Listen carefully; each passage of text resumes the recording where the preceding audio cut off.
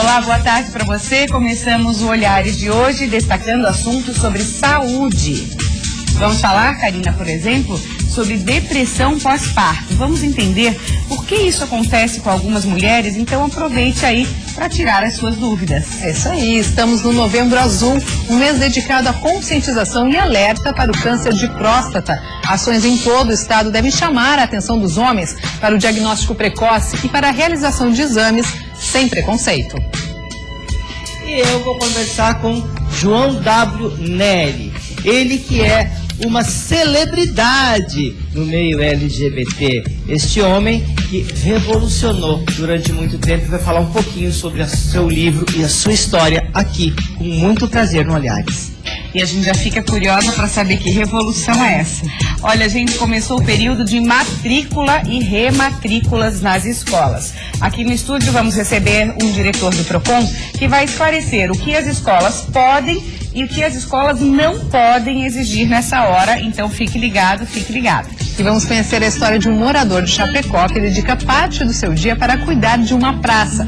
Ele planta e cultiva flores e árvores frutíferas pelo simples fato de deixar o local onde ele vive e os moradores vivem mais bonito e agradável. Que exemplo bacana. Olha, você sabe também que o setor da moda sempre antecipa aí o calendário, é uma loucura. Hoje vamos saber o que vai ser moda no outono e inverno do ano que vem já. Meu Deus. Já tem propostas aí que fazem parte do SC Trade Show, maior evento calçadista de Santa Catarina, e a gente vai antecipar para você. Bacana, você não pode perder o Olhares desta terça-feira, está só começando.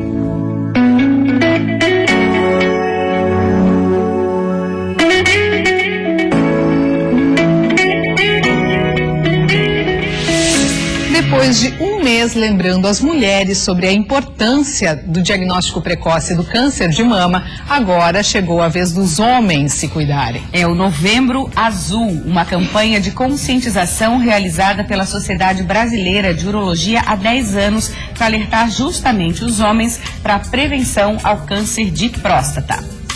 O foco do Novembro Azul é alertar os homens para que façam o exame de próstata regularmente. A doença na fase inicial não apresenta sintomas e a prevenção deve passar a fazer parte da rotina dos homens.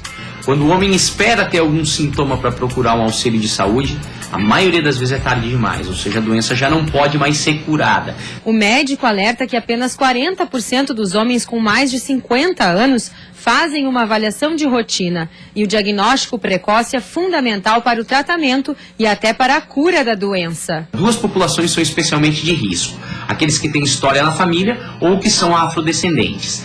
Esses pacientes devem começar aos 45 anos de idade, avaliação periódica, e aqueles que têm uma história de família muito forte de câncer de próstata, ou seja, um pai e um irmão, devem começar até um pouco mais cedo, a partir dos 40 anos. De acordo com o Instituto Nacional do Câncer, somente no ano passado surgiram quase 70 mil novos casos de câncer de próstata no Brasil.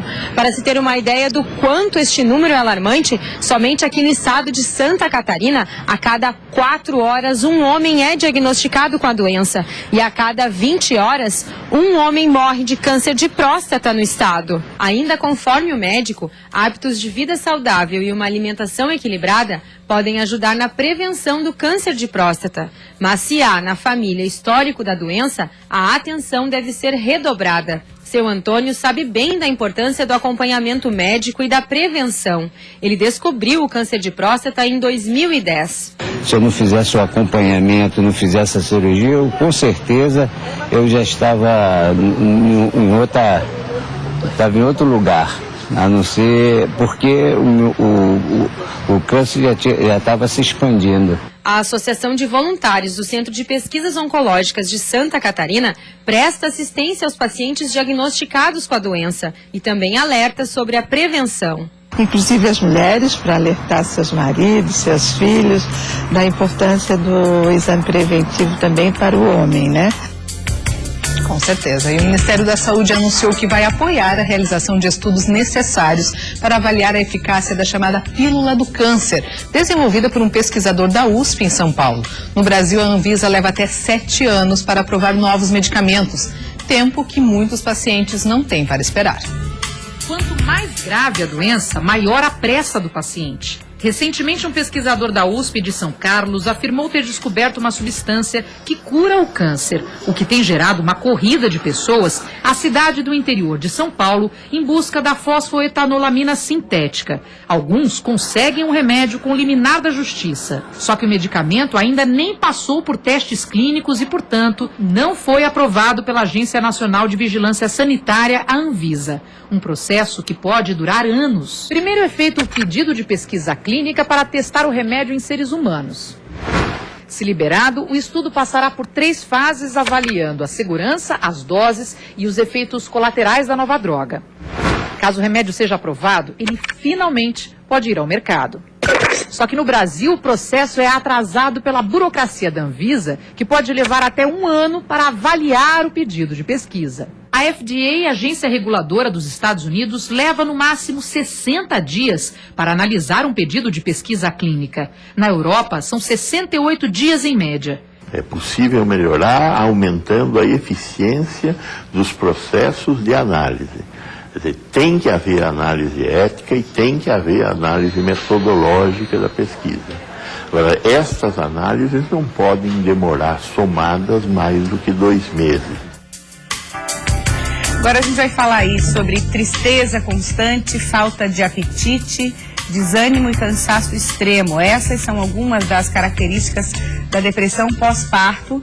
Mas por que será que algumas mães passam por isso? Nós convidamos a Flávia, que é psicóloga. Seja muito bem-vinda ao programa Olhares. Obrigada. E na nossa conversinha de antes de começar, né? Você estava falando que muitas vezes a depressão pós-parto é confundida com outro tipo de problema. Vamos falar um pouquinho dessa diferenciação, Flávia, por favor?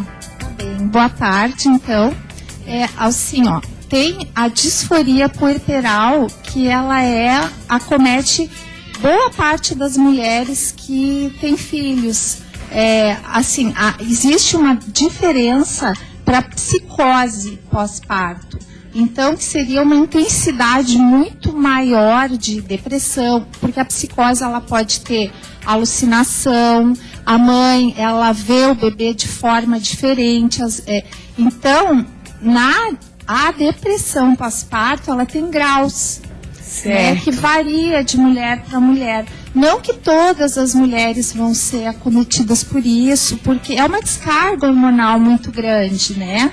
Então, a mulher, ela passa por muitas mudanças hormonais. É muito importante que ela tenha um bom acompanhamento pré-natal, que ela vá se preparando, que ela não tenha grandes idealizações, ou seja, ter um acompanhamento emocional durante a gestação é muito bom para a mulher. E quando você fala em acompanhamento, eu acredito que seja também um acompanhamento da família também, né?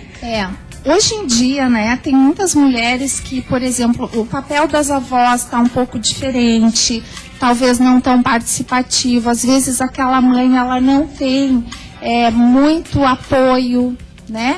Então, é bem bacana que a família esteja unida, que ela tenha apoio de alguém, ou se ela, por exemplo, não tiver um familiar que ela possa ter por perto para ajudar nesse período, né? Mas que tenha, assim, contrate alguém, então, que isso seja feito antes, que isso seja planejado antes, porque às vezes a mãe, ela tá despreparada, isso acontece mais na primeira gestação, ela tem uma idealização, aí chega o bebê, ela fica morta de cansaço, às vezes o pai também não sabe bem o que esperar. Mesmo que eles tenham aulas e tal, tem que ter a parte emocional da pessoa saber que a mulher vai ter muita diferença de descarga hormonal, que ela vai estar com vários processos e que ela precisa ter bastante compreensão. São muitas oscilações, né, que acontece. Você falou que a depressão tem vários níveis, né? Mas, no geral, existe uma causa específica? É essa mudança hormonal mesmo? Sim, todas as mulheres vão passar por mudanças hormonais enormes. A gente sabe, a mulher tem a TPM. Atualmente, já, assim, a mulher, por exemplo, tem TPM por excesso de estresse, pela questão alimentar. Então, imagina a mãe que tem uma mudança enorme, né? Quando o bebê nasce, às vezes, ela não está preparada para tudo aquilo. Mesmo que ela saiba, ou existe também a questão do estresse, do cansaço, dela não ter tempo, da questão do trabalho, se ela trabalha, como é que ela vai ficar com o trabalho, as preocupações, se ela já tem um caso de depressão anterior, isso também tem a ver, se ela já tomava medicação, não que seja uma regra, porque tem mulheres que têm depressão, então é importante que a mulher não fique assustada se quer engravidar, né? Que ela, assim, pense, nossa, eu tenho depressão, alguém na minha família tem, eu vou ter agora, no parto vai, na gestação vai piorar. Que ela não fique focada nisso, mas existe uma estatística, né, de que as mulheres com depressão, com histórico, podem desenvolver. Aí é muito importante a prevenção. E aí a gente entra na questão do amparo psicológico mesmo, assim, né? Muitas vezes buscar um profissional, dependendo do caso, claro, né? Mentos, já que você falou que são vários níveis. Se a mulher, por exemplo, passa algumas semanas e ela... porque aquela disforia puerperal que a gente chama é uma certa tristeza, o baby blues também, eles chamam baby blues. Então, uma certa tristeza pela própria alteração de toda a vida, hormonal e de toda a vida, né? Então, na questão, quando ela não passa, depois de um período de adaptação, aquela tristeza não passa e vai se intensificando, ela perde a vontade de fazer as coisas, de fazer o que ela antes gostava, ela começa a se irritar com a criança, enfim, ela começa a ter sentimentos conflitivos. E não... Aí é o momento de alerta, assim, nessa fase. Daí seria bom ela procurar um apoio. Às vezes, psiquiátrico, é um pouco complicado tomar medicação amamentando, então é preciso avaliar caso a caso. Mas tem muitos tratamentos para quem acredita, homeopatia, a parte própria da ortomolecular com alimentação, ou seja, ela regular a parte orgânica dela e trabalhar o emocional para todas as mudanças que ela vai ter e tentar obter o maior apoio possível da família, organizar, sabe, se sentir compreendida, apoiada, ter de preferência a divisão com o marido, né? Porque a mãe que não dorme, quando a gente não dorme, a gente já fica estressadíssima. A gente sabe, é a privação de sono que desregula também, né? E principalmente o humor da pessoa, né? Demais, em qualquer pessoa. Imagina numa mãe, né? Com um filho. E como você falou, Flávia, assim, a teoria, né? Tem mães que estudam, que buscam informações, só que a teoria e a prática são diferentes nesse caso, né? Então é preciso estar mais preparada ainda. O apoio, assim, psicoterápico, uma ajuda de alguma forma, onde ela vai praticar algumas ações, porque é fácil a gente ler. Às vezes a gente tem um problema e lê sobre aquilo e acaba não botando em prática. Então, essa mãe, ela tem que tentar aprender a relaxar. Ela, às vezes, tem, assim, antes ela era, por exemplo, uma mulher, uma executiva, ou era uma moça, né, que estava no papel de filha. Então, ela muda esse papel. Às vezes, as questões dela, como ela via a própria mãe ou pai, ela se coloca no papel de mãe. Esse papel tem que estar bem resolvido dentro dela. Aí entra o apoio de uma terapia que pode ser muito bom para ela ver as questões do inconsciente dela, se ela tinha conflitos, às vezes conflitos de família, né? E trabalhar toda essa transformação maravilhosa, que no fim né, da vida de uma mulher. Para aproveitar, ela tem que estar bem estruturada e bem apoiada, né? Tá ótimo. Flávia, quero agradecer muito tua vinda aqui, obrigada pela entrevista. Eu que agradeço a oportunidade. Até a próxima. Até. Olha, depois do intervalo nós vamos tirar as dúvidas dos pais com o diretor do PROCON sobre o período aí de matrículas e rematrículas nas escolas. Vamos saber os detalhes do Feirão Limpa Nome do Serasa, que está acontecendo online, e também sobre o Parque Tecnológico, que está em fase de conclusão na Serra, e tem ainda a Selma Light. Olhares volta já já.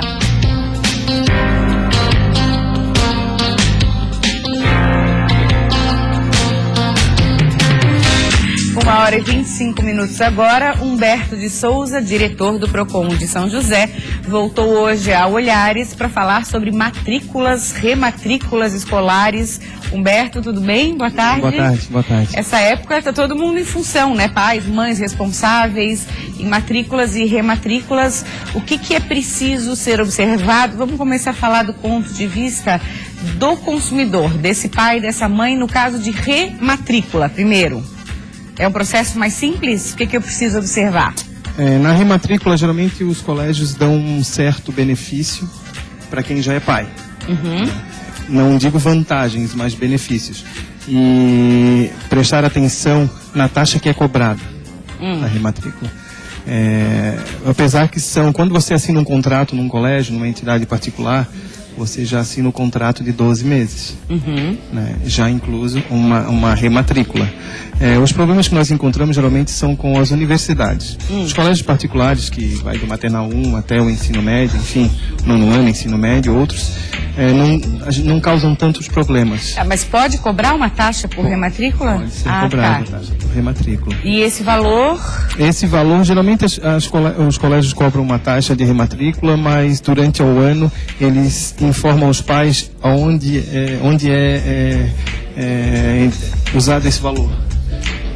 Em eventos, em melhorias no próprio colégio. E no caso das universidades que você estava falando?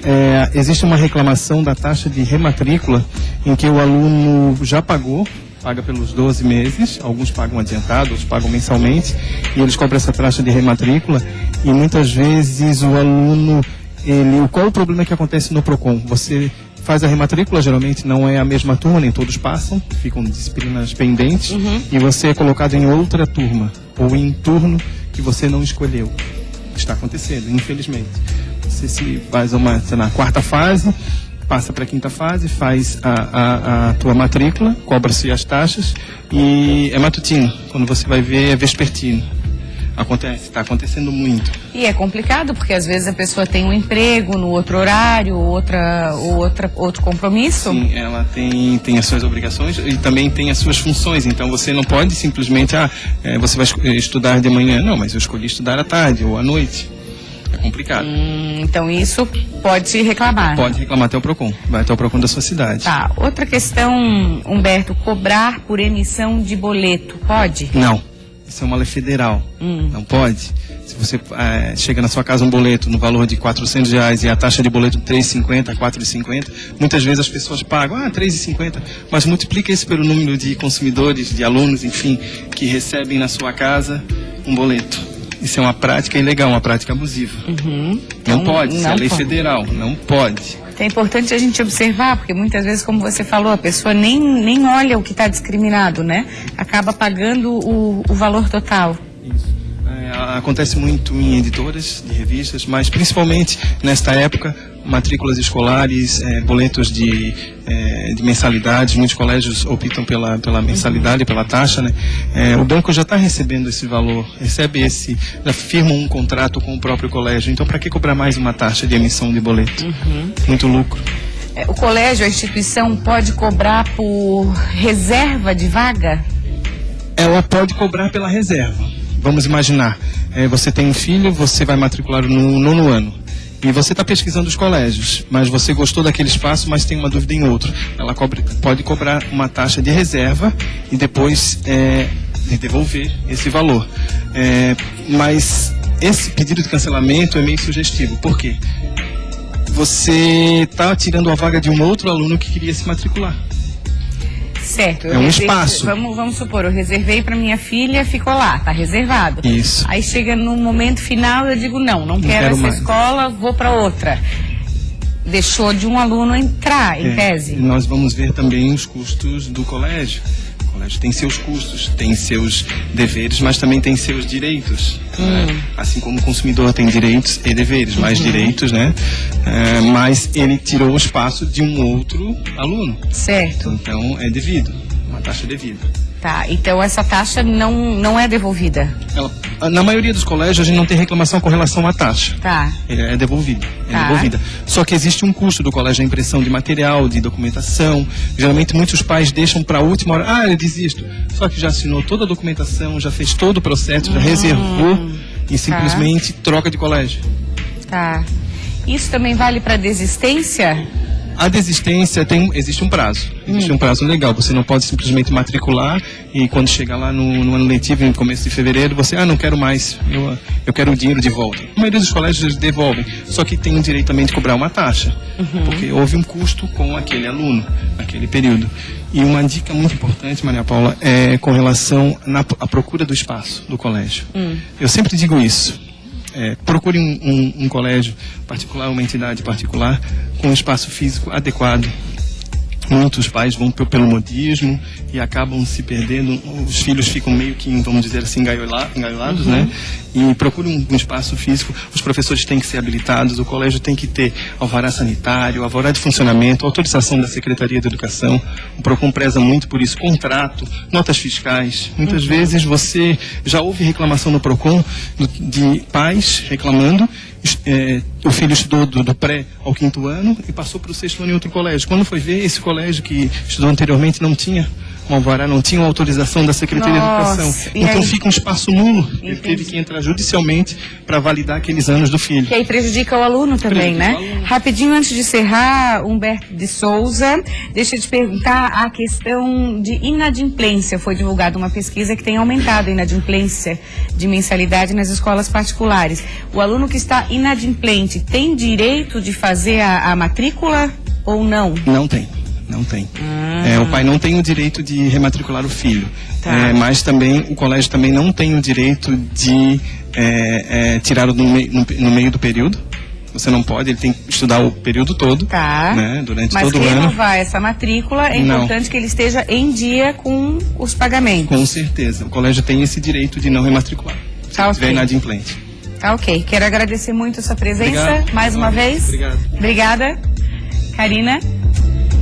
Começou hoje a versão online do Super Feirão Limpa Nome, promovido pelo Serasa. Pela internet será possível negociar dívidas com dezenas de empresas participantes. Há desde bancos até lojas de eletrodomésticos e operadoras de celular.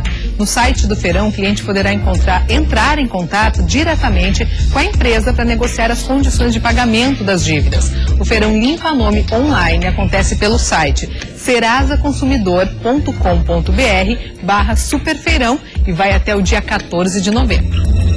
E está em fase de conclusão um dos principais polos de tecnologia do Estado. O Parque Orion, como é chamado, dará suporte a empresas com ideias e conceitos de inovação. Localizado em Lages, na Serra, ele deve começar a funcionar em março de 2016. A estrutura do parque já começa a chamar a atenção. As obras que iniciaram em 2012 estão na reta final. E a intenção é que ainda neste mês o prédio esteja pronto e que no ano que vem as empresas comecem a se instalar aqui. Os mais de 4.000 metros quadrados abrigarão empresas e startups de tecnologia focadas na inovação. E a intenção é que tudo que for criado lá dentro ajude no desenvolvimento das empresas, da indústria e da sociedade aqui fora. A vice-presidente explica que as empresas interessadas terão todo o suporte dentro do parque, mas que para se instalar, elas vão passar por uma seleção. Através de um edital que o Instituto Orion vai lançar. Então, esse instituto compõe pela tríplice hélice, são 13 membros, né? Então, parte do governo, parte dos empresários e parte também da comunidade acadêmica, da área do conhecimento. Então, esses projetos devem ser submetidos ao Instituto Orion e será aprovado por esses 13 e sistemas da web irá participar do edital. Para o diretor, é uma oportunidade de conquistar clientes e ajudar no crescimento do negócio. Que dentro do Orion, a gente sabe que vão ter pesquisas e desenvolvimentos lá dentro, né? Então, isso é muito importante, porque normalmente as empresas elas não têm muito tempo para trabalhar essa pesquisa, então terão núcleos de pesquisa lá dentro e as empresas podem estar vendo isso como uma oportunidade de desenvolvimento, ajuda e crescimento. A ideia é que em março de 2016 o Parque Orion esteja em pleno funcionamento. As obras darão lugar a um centro tecnológico totalmente inovador. Assim como o Parque Órion, outros 13 devem ser construídos em Santa Catarina, com parceria do poder público e privado.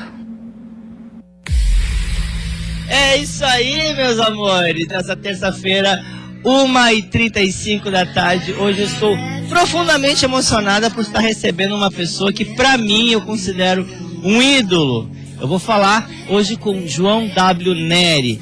Esse homem que, na época da ditadura militar, conseguiu fazer sua cirurgia e então assumir sua identidade sexual. Tudo bom, João? Tudo bem. Que prazer enorme estar com você aqui.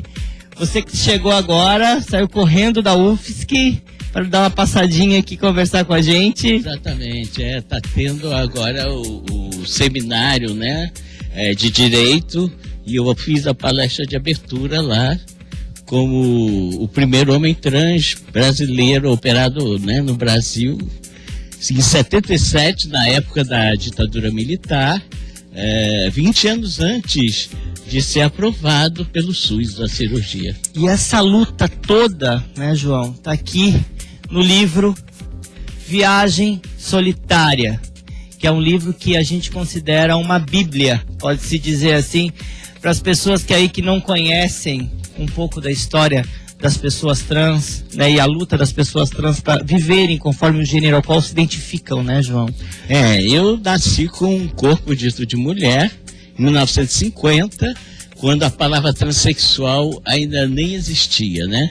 Eu aqui no livro, eu tô com 14 anos, aqui com uma identidade feminina, e aqui eu já tô com 27, ainda não me hormonizava, né? Foi quando eu me operei. Mas antes a cirurgia não muda sexo de ninguém, nem muda gênero de ninguém. É apenas uma readequação. Você não... eu tive a felicidade de nascer numa família de classe média, pude estudar, eu me formei em psicologia, com uma identidade feminina. Eu dei aula em 3 universidades no Rio de Janeiro e comecei o mestrado. E, bom, até lá eu sofri muita transfobia, né? Sim. Porque transexual sofre transfobia, não sofre homofobia. Com certeza. Homofobia é quando você é homossexual, né? Que você tem desejo pela pessoa do mesmo gênero que o seu. Aliás, transexual pode ser homossexual, né? Se eu gostasse de homem trans ou de gay, enfim, sim, você eu seria um trans gay. Sim. Assim, né? Como uma mulher trans que gosta de mulher pode ser uma trans lésbica, né? Então, o gênero indifere da sexualidade. Não tem nada a ver identidade de gênero e orientação sexual. Agora, depois que eu fiz a cirurgia, né? Que eu não tenho um pênis. Não precisa, a gente para ser homem não precisa ter um pênis. Aliás, muitos homens perdem o pênis, né? Por diabetes, por câncer, e nem por isso deixam de ser homens. Então, a identidade de gênero não é definida pela genitália. É o contrário, o corpo é definido pelo gênero que você tem. Embora a sociedade seja uma sociedade normativa, uma sociedade reguladora, que acha que se você tem um pênis, você tem que ser homem, você tem que ser ativo e você tem que ser heterossexual. Sim. Né? Isso é uma hipocrisia muito grande, porque na realidade não funciona assim, né? E esses direitos todos, porque eu soube que, inclusive está no livro, que você quando fez sua cirurgia e tudo mais, você perdeu seus documentos todos. Todos, porque na época eu não podia entrar na justiça, porque nenhum juiz me daria mudança. Não tinha uma lei que protegesse? Não, operar era considerado mutilação do humano, era um crime operar. O meu médico foi condenado, não por mim, mas porque operou uma mulher trans em 71. E eu imagino, hoje os juízes ainda muitos são transfóbicos, né? Então eu tirei no peito e na raça, fui no cartório e tirei. Porque eu tinha que trabalhar, eu tinha que me articular socialmente. E aí com isso eu me tornei um analfabeto. Sim, aí você de um homem que estudou com nível universitário e tudo mais, passa para ser... Fui ser pedreiro, fui ser pintor de parede, fui ser chofé de táxi. Durante 30 anos eu tive que ficar no armário para não ser preso. Meu Deus. Cometi 2 crimes, o da cirurgia e o da documentação, né? porque na época era irregular. Mas me casei 4 vezes, né? Porque o bom do amor é você poder amar várias vezes, como já dizia meu amigo Darcy Ribeiro, né? Que, aliás, tem uma foto dele aí no livro. Eu tenho algumas fotos aqui. O João, inclusive, é pai. Eu sou pai, eu tenho um filho hoje de 28 anos, engenheiro, casado, né? Não sei se pega aqui a câmera, mas eu tenho fotos aqui do João. Com 2 anos. Com 2 aninhos de idade. Ainda nem sabia quem eu era, né? Aí depois a gente tem fotos aqui, que inclusive estão na capa do livro. Aqui, acho que tá pegando bem. O João antes da cirurgia, né? E o João depois da cirurgia. Ainda não me hormonizava aqui. Mas já com uma identidade masculina. Né, João? E aqui, lógico, com o filho. Aqui eu com meu filho com 6 meses, aqui eu com Darcy Ribeiro, aqui com um cego amigo meu, com quem eu morei mais de 1 ano, e tem um capítulo dedicado a ele, e aprendi muito com ele. Mas eu acho que o mais importante de se fazer entender é que o transexual, né, ou o transgênero, enfim, ou a travesti, o problema não é só o corpo. O problema principal, eu acho que é a documentação. Porque nós não somos considerados cidadãos. Quem não tem documento que te represente não é um cidadão, embora paguemos impostos, né? E não existe nenhuma lei para nos proteger, nem a nós, nem aos homossexuais também. Então, nós somos sempre acusados de falsidade ideológica, vivemos em eterno constrangimento. O nome social, com certeza, foi uma vitória do movimento das mulheres trans, que estão na luta há 10 anos por políticas públicas, né? Mas não resolve, ninguém vota com nome social. Sim, né? Como aconteceu agora no Enem, inclusive de professores dizendo que você não pode usar este nome fantasia, como chamaram no Enem. Houve várias situações de constrangimento. Teve transexuais que tiveram a prova atrasada para poder se explicar quem eram. Quem era. Porque a sociedade não está preparada, né? E, enfim, o projeto de lei do Jean Willis, da Erika Cocai, que é a PL 5002/13, é a lei de identidade de gênero, que é baseada na lei argentina, que já foi aprovada lá desde 2012, com aprovação com maioria no Congresso, no Senado. E aqui está na Comissão dos Direitos Humanos, não tem condições atualmente de ser votada no Congresso, porque esse Congresso completamente reacionário, completamente conservador, essa bancada evangélica ortodoxa que só faz retroceder os ganhos que nós já tivemos, né? Enfim, a bancada ruralista, a bancada da bala, tudo que não presta está lá. Né? E nunca se teve um Congresso tão conservador. Então, esse projeto de lei não deverá ser apresentado esse ano, né? Porque senão vão tentar apensar ele e modificar várias que não interessam, vários artigos, né? Enfim, mas essa será a nossa grande vitória, a lei de identidade de gênero, que deram meu nome, né? João W. Neri. A que Deus quiser será aprovada. Será a libertação de todos então, os nós três. teremos a tarde inteira. Seria um prazer ficar com você aqui no Olhares. Eu, primeiramente, quero te dizer que sou uma fã sua de carteirinha, pela tua luta, pela tua história. E o João teve o prazer de estar aqui no Olhares hoje, também esteve na UFSC, não é? Falando sobre o congresso. E amanhã vou estar em Londrina. Amanhã está em Londrina. Eu estou em Londrina abrindo o congresso de psicologia. Eu gostaria de dizer também que esse livro tem sido muito importante para as famílias, vão fazer um longa-metragem dele. Sim. E, para terminar, eu queria dizer que mais importante da gente ser respeitado, reconhecido e ter direito às igualdades é ter direito a ser diferente. É isso aí. Palavras de João, simplesmente faço dele as minhas. Meus amores, continuamos então com Karina e Maria Paula. Obrigada, Selma. Até quinta. Até quinta. E no próximo bloco vamos conhecer um morador de Chapecó que dedica horas do seu dia para cuidar das plantas da praça do bairro onde ele mora. E aqui no estúdio vamos falar de um dos maiores eventos calçadistas de Santa Catarina, o SC Trade Show, que começa amanhã.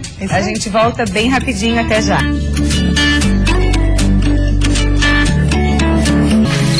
Estamos de volta a 1h47 e quem anda de ônibus na capital precisa ficar de olho nas mudanças. 40 linhas do transporte executivo e convencional vão sofrer alterações com o objetivo de facilitar a integração entre os terminais e evitar conflito de horários entre linhas. Haverá a inclusão de novos horários e o cancelamento de pelo menos 2. As linhas Executivo Aeroporto e Executivo Córrego Grande via Poção serão canceladas. O motivo seria a baixa demanda de passageiros. Os novos quadros de horários das linhas estão disponíveis no site da Prefeitura de Florianópolis, nos guichês dentro dos terminais de ônibus e também pelo aplicativo do sistema Consórcio Fênix.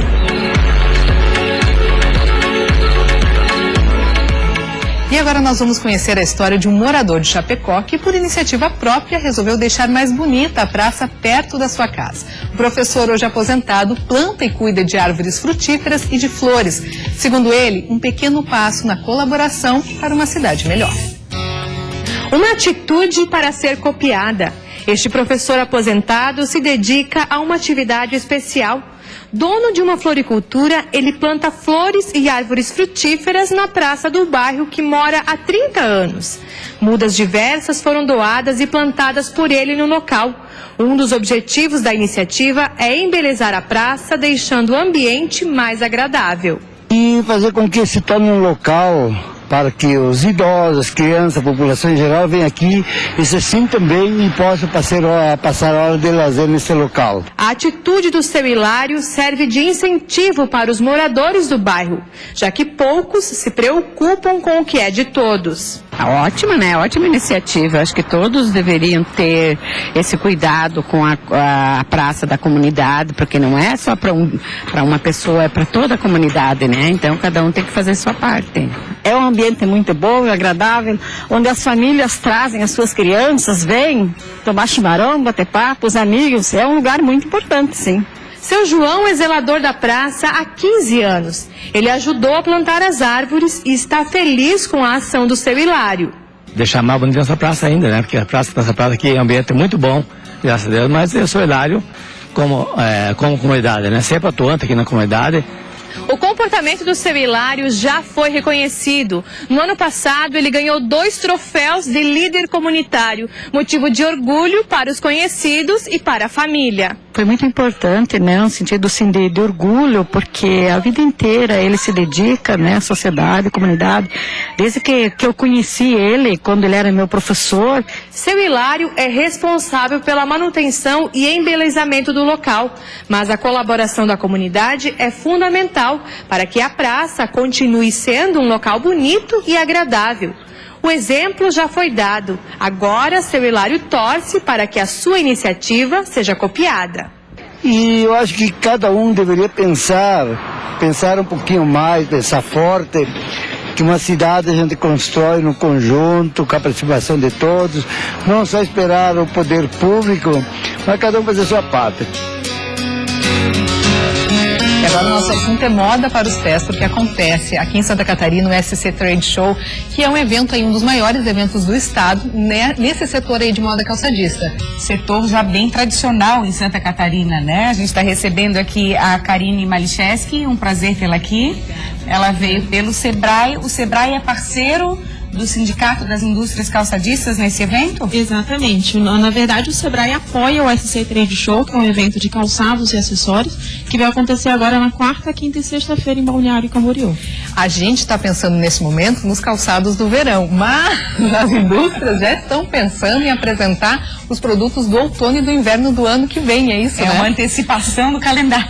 Na verdade, as indústrias, elas trabalham sempre um ano antes, né? Então a gente vai estar adiantando nesse evento a coleção do outono e inverno 2016, apresentando as tendências, apesar de que também as nossas empresas, elas atendem o Brasil inteiro. Então tem empresas do Nordeste, compradores que vêm ver também, então deve ter alguma coisinha assim de verão, mas é claro, o foco, a tendência, o lançamento realmente é do inverno. Então é um evento específico para empresários do setor, tem alguma programação aberta ao público? O evento ele é específico para lojistas e para profissionais do ramo da moda num contexto geral, né? A gente vai ter a partir das 8h30 amanhã um desfile com a coleção do Ronaldo Fraga, que fez um trabalho bem interessante no projeto que foi feito com as empresas do Sebrae de Santa Catarina. Então esse desfile, claro, é aberto, mas o evento, que é das 10 às 8 da noite, com os expositores, é mais voltado de fato para os lojistas. Falando um pouquinho desse projeto do Ronaldo, que ele até esteve aqui no Olhares, né? Falou dessa parceria com as empresas catarinenses e também de mostrar um pouco do trabalho de Santa Catarina para o resto do Brasil e também do mundo. Como que está funcionando esse projeto? O que vai estar lá sendo apresentado depois desse tempo de trabalho das indústrias? O Ronaldo, ele trabalhou conosco num projeto que se chama Rede de Desenvolvimento Tecnológico, né? Rede de Serviços Tecnológicos, na verdade. Esse projeto começou em 2013, então o Ronaldo entrou em 2014, fez uma consultoria para tentar valorizar o que a gente chama de projeto identidade, né? O que é o local, o que ele oferece em cultura regional e tudo mais. E esse ano a gente fez um trabalho tentando voltar um pouco mais para a questão dos sentimentos, o amor, o humor, a euforia.